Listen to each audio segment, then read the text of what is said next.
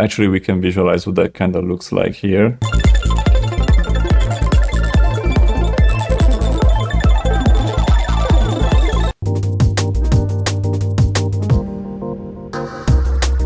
That's fun. Okay. Good day everyone, I'm Carlo, I'm the developer of Visloom, and today I thought it would be interesting to talk about some ways to make music visualizations that have only really been unlocked recently by technology. See, for the longest time, music visualizers out there have been heavily relying on isolating different frequencies of the audio source and then using the different frequency bands to drive different aspects of the visualization. And this is true for software going from the Winamp visualizer to Synesthesia and everything in between, really. Now, there is good reason that this is such a widespread technique. The most important aspect of it is that it doesn't require you to know really much at all about the audio that you're passing through it. You can split into different frequencies anything from an entire song to even just an audio sample less than a second long. So it makes this technique viable for real-time audio sources. You only really know what's playing right now, and you don't really know what's coming to you, what's gonna be playing in the future, or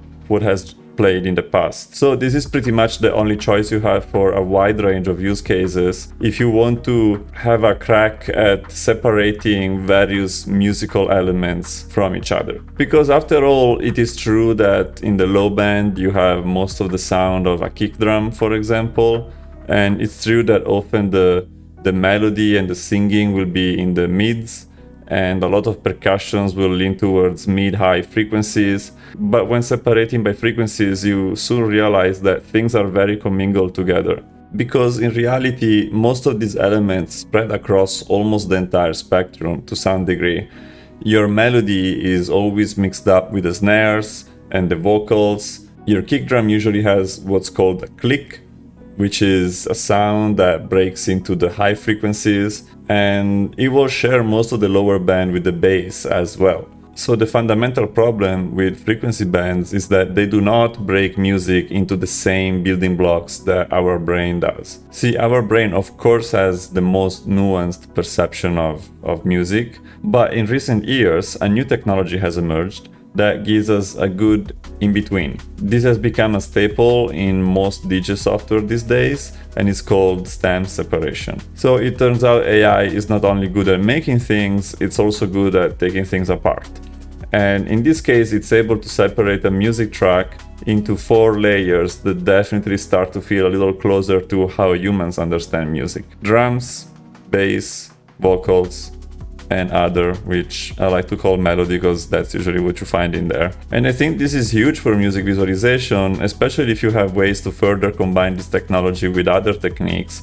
Then you can really extract the vision out of the track, so to speak. This technique needs longer segments of audio in order to properly understand it, and so it makes it less suitable for real-time applications, at least at the time I'm recording this, because of course this stuff moves quickly.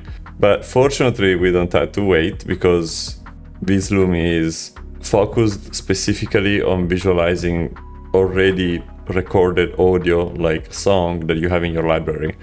And that's why it has everything that we need to play around with these ideas in it. I thought it would be fun to record a couple of demonstrations of these techniques, and that's what most of this video really is about. So let's dive right in. We're going to play around with a couple of different tracks here. These are just some tracks that I have in my library that I really like, and I find myself visualizing them for some of my DJ sets.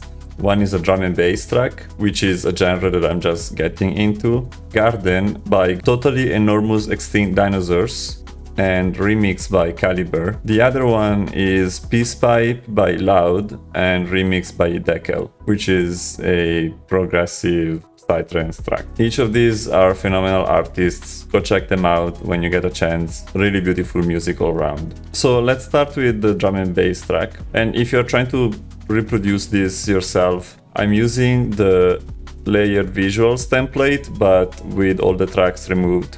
So I can start almost from scratch, but really with all the types of tracks that are part of that template already.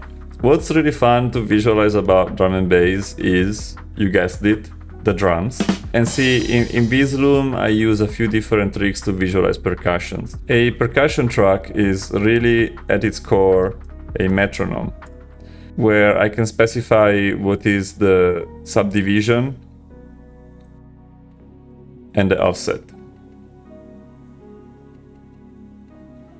together with a bunch of other things we'll get into in a second. And this is a good way to visualize most percussions usually. Now here it's automatically being modulated by the song structure, which is trying to automatically guess where there is breakdowns and where there isn't. But let's just tune it out for this exploration. And we can do it here. So now you can see that the metronome track is simply playing a straight wall of beats all the way from the start to the end of the song. And this will be almost good enough to visualize most percussions. Like for example, in the case of drum and bass, if we want to try to visualize the snare, we don't need much else, as it's a very regular percussion.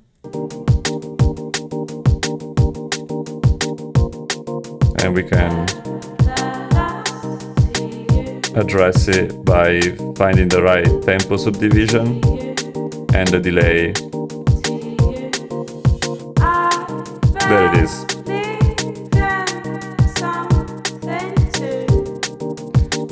However, it will keep playing even when the snare is actually not there anymore, like it happens, for example, in the breakdown here.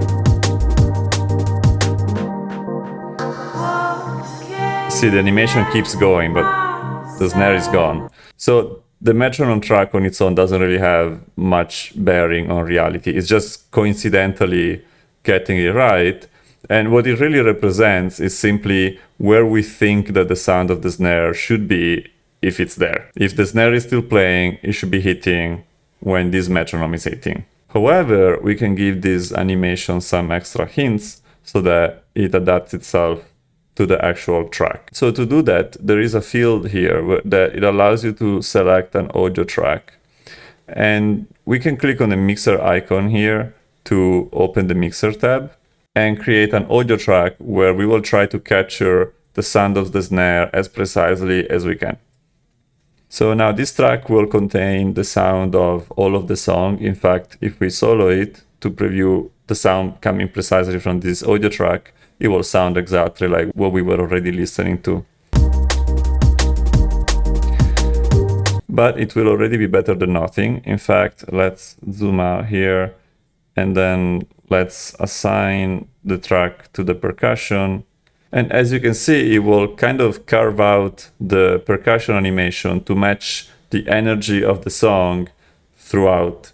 But that will not really be enough. If we see what happens here at the beginning of the breakdown, we still get the snare animation, even if it's a little bit smoothed out.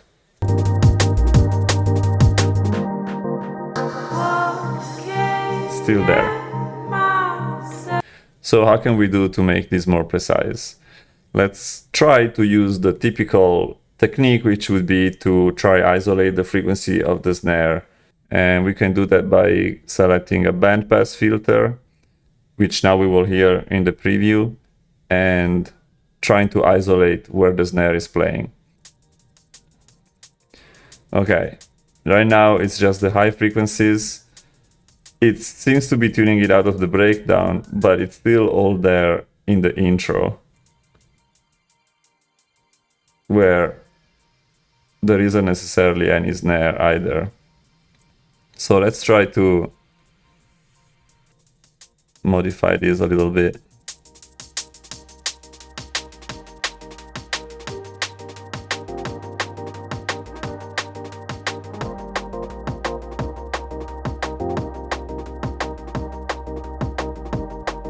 Difficult.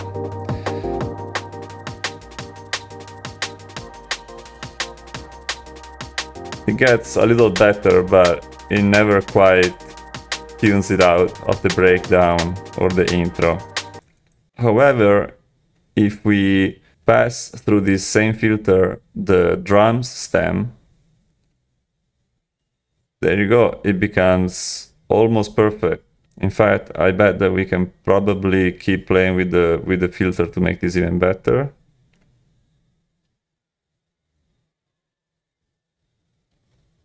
Yeah.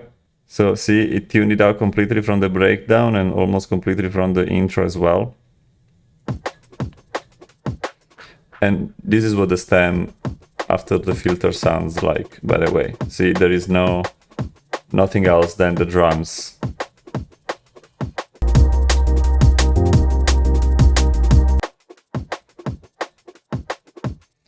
And what we were previewing here is actually what's coming out of the audio track itself. If we click on the percussion track, we'll see that now it's perfectly clean.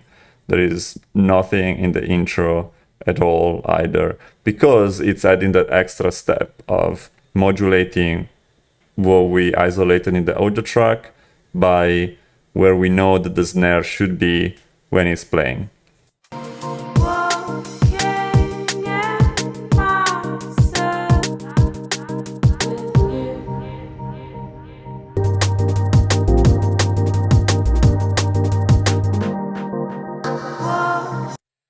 And voila, that's our snare animation. We can call it that and move on to something a little more interesting, which is the kick. Let's just duplicate this percussion track, call it kick. And the big difference between the drum and bass snare and the drum and bass kick is that the kick doesn't really follow a metronome. So the trick we were using for making this percussion very precise will not work with the kick. We already have a audio track actually here that isolates the kick specifically, so let's listen to that to see what I mean.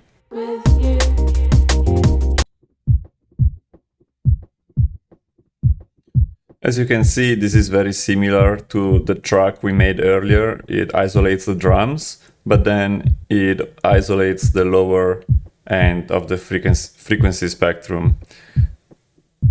And it actually gives us a pretty clean signal. So we probably don't even need any kind of metronome, fortunately, because it clearly wouldn't work with this more syncopated rhythm. So let's go ahead and customize our track here to remove the snap to tempo, which will now process and pass through the audio track that it's receiving as input. And instead of this drums BP track, let's point it to kick. And there you go. It's isolating the click pretty well. Maybe we can give it a little extra decay. And as we zoom out, we can verify that it's picking up the kick when it's there and not picking up any when it's not there, which is what we want. So now I would say let's just use this to drive some visualizations, maybe add a few extra things, make a music video out of this song, just to see how it all looks together. So some time ago, I made a new visual, which is right here. And I really like it because it's very versatile and I'll be using it throughout this part of the tutorial. So let's start creating some visual tracks and assign that visual. This is where we can start using the song structure actually.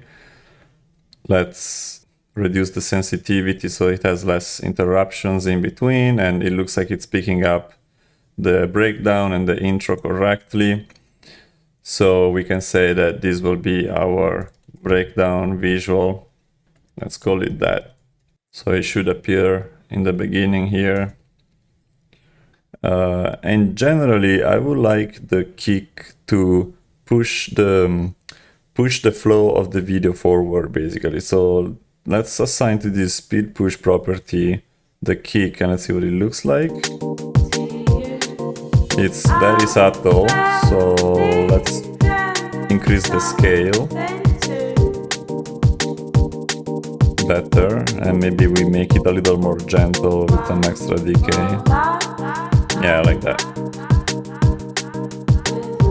Now, when the breakdown finishes, we're gonna be in the dark.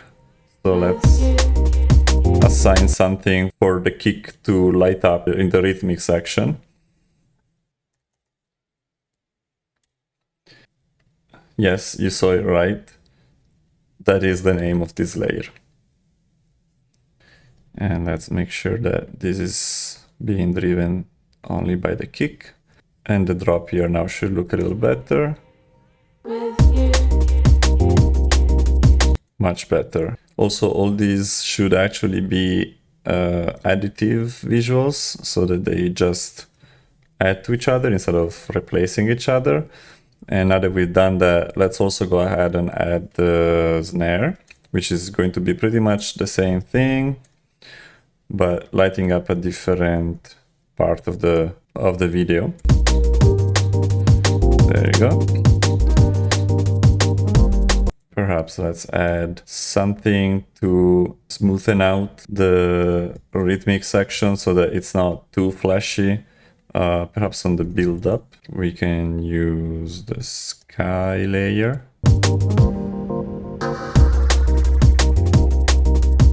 It gets very bright, so perhaps let's contrast it a little bit and make it a little less prominent. And I would also like the color of the kick to match it a little bit better. So let's colorize this and give it sort of a greenish hue.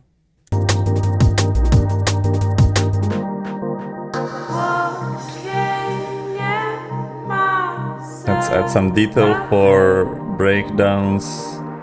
Perhaps we can have in the build up, we can show these gems kind of lighting up slowly. Let's make it more interesting. There you go.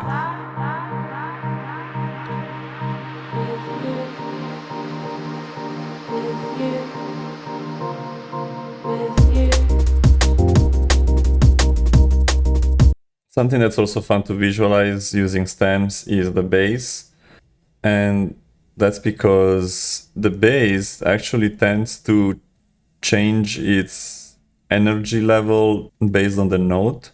So if we were to assign a bass animation here, you'll see very clearly. You see how it seems to be changing its amplitude following a pattern. And that's because it follows the riff. So now it's assigned directly to the opacity of this visual. Let's see if we assign it to the floor layer, what happens. It's a little boring because, especially in drum and bass, this tends to happen often where the bass is just pretty much playing throughout. So something fun we can do actually is making the color of this layer a little bit more prominent by colorizing it. And then we can assign the bass to the hue. And you'll notice now that it seems to be changing color with the note.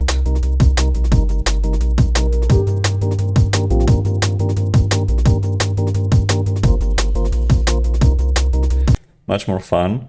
I would like to control it a little bit better so that the hue doesn't change just as wildly. Now the bass track we used is the one coming out straight from the mixer, which doesn't offer too many controls. So what we can do is we can use this audio track animation, and the audio track animation will simply wrap the bass audio track and give us a few extra controls. Crucially, in this case, we want the scale so we can make it a little bit less wide in the range. And then with the offset, we will also be able to control exactly which hue it will transition through.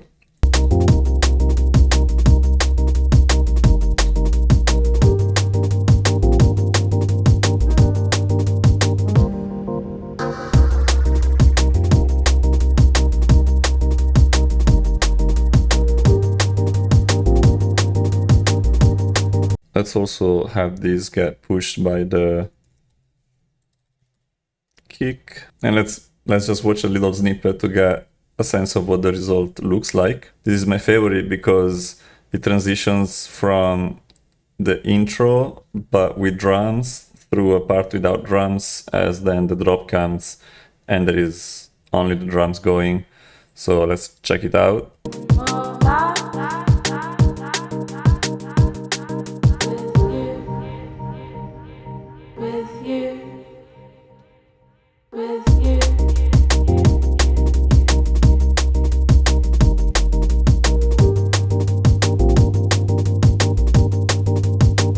And I like how it responds to variations in the track, like farther down.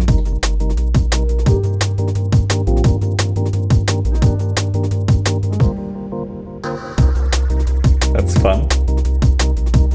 Okay. So in practice, towards the end there, we were trying to visualize the melody played by the bass. Now, I'll admit that even with stems, it's a little bit of a stretch to try to visualize melodies. It's still pretty difficult, but in some cases, as you could see there, you can get some fairly satisfying results out of it. But that's why I want to talk about the Decor remix, because as I was visualizing that one for a DJ set I did a few months ago, I noticed this melody towards the end, which was very interesting because aside from it being very beautiful, it also seemed to not really follow the rhythm of the track precisely. So it made it an interesting challenge to try and figure out how I could visualize something like that if I wanted to. And so for this track, I have already done all the work similarly to how I described in the previous one. So for example, there is the grass here lighting up to the kick and the trees changing color to the bass.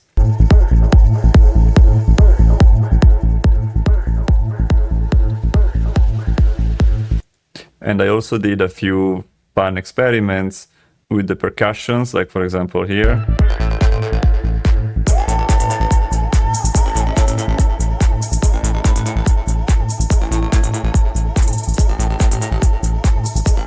And the general idea for this visual was to try and overlay to this field of grass a render pass that I usually make with my art. The one that we were looking at earlier is a normal full-fledged render pass, but usually I also export a emission pass. So there is only the emitted light with a little bit of glare added to it. And it makes it easier to overlay it on other visuals. And in this case, I thought that some of these would look like ghosts floating on this field of grass as they're being carried by the wind. I thought it would be a fun visual to try. But to get to the most interesting part of this track, we had to go right towards the end of it, where there is that melody that I was talking about. So I will show you what the final result is, and then I will just go through the various building blocks to show you what I did.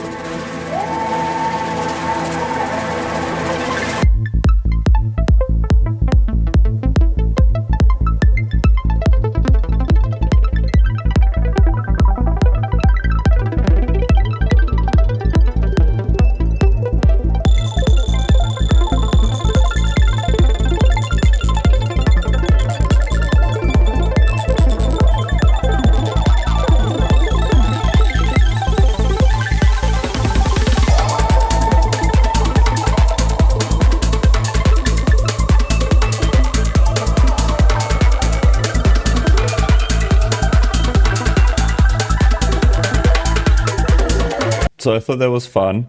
And what I did was I made a multiple notes type of track, which is really the same rolling bass track that you find in the layered visuals, just stripped down of a few fields that I didn't really need. And as you can see, it accepts a number of visuals. It accepts one for note 1, note 2, and note 3. And then I assigned to the opacity this animation track type that I also made for these, called melody, which we'll get to in a second. What's interesting about the multiple notes track and also the rolling bass track, of course, is if you jump to the nodes, we can ignore all the nodes that are after here. This is just plumbing for the various visual effects, like the color adjustment or the blur, and it's just drawing a straight line from the widget that you see on the track into its counterpart on each node.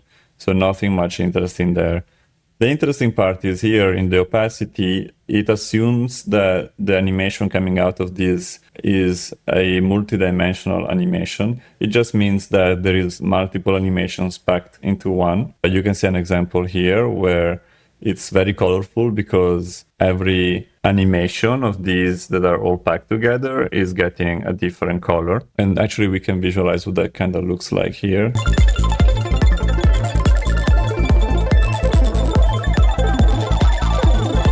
And what this node does is it splits these animations into each individual one, and then it feeds each one into the opacity of this merge visuals node. This merge visuals node normally just allows you to select a visual and select an animation, and it will just drive that visual's opacity with it.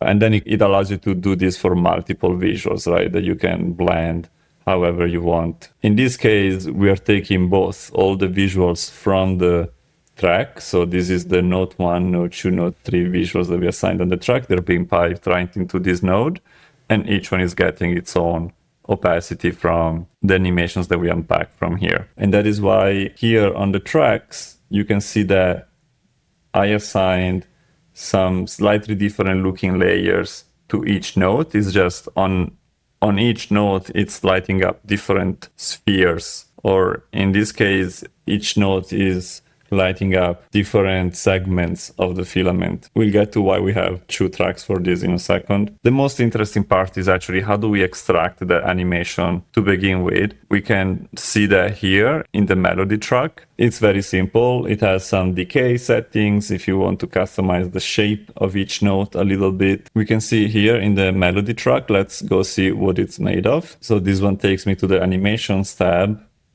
and the melody track is very simple. First of all, it multiplies the audio track that we feed into it directly with the result of the track structure track. What does this mean? This means that we can turn this melody track on and off however we like using the track structure.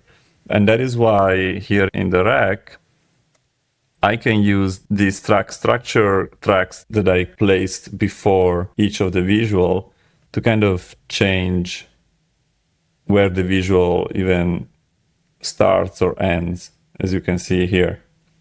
And this turned out to be necessary because while there is distinctly 2 melodic elements, they're both coming out of the same melody stem. And so there wasn't really an easy way to separate them just using the frequency. And so I had to resort to this extra gating mechanism to just have them appear and disappear when we know that they're playing. And then what this melody track does is it takes the audio track, which I should note, it's not the normal audio track we get from the mixer, it's the transients track. Every time we create an audio track in the mixer, it also gives us these transients animations with it. The transients animation, I'll show you the difference, basically just tries to create little spikes wherever there is a quick variation in the sound, which in our case gives us something similar to a spike where there is a new note playing. And that's why it's particularly good to do this kind of thing. So as you can see, the transients animation is actually quite dirty and difficult to use as is, but it does have a resemblance to the notes that we are hearing in this case.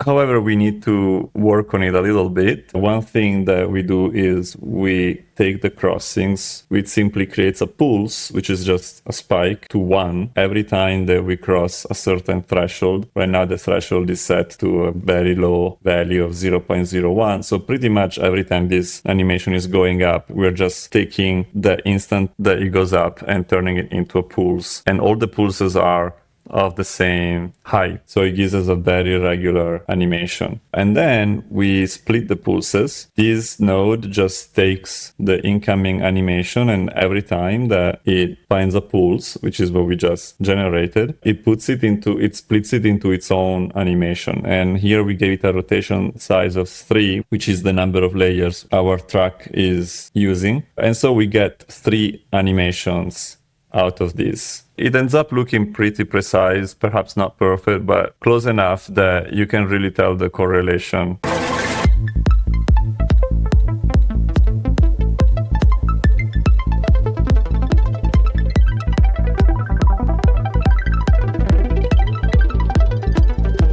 And then we pass it through this decay node, which gives each note a more gentle fall.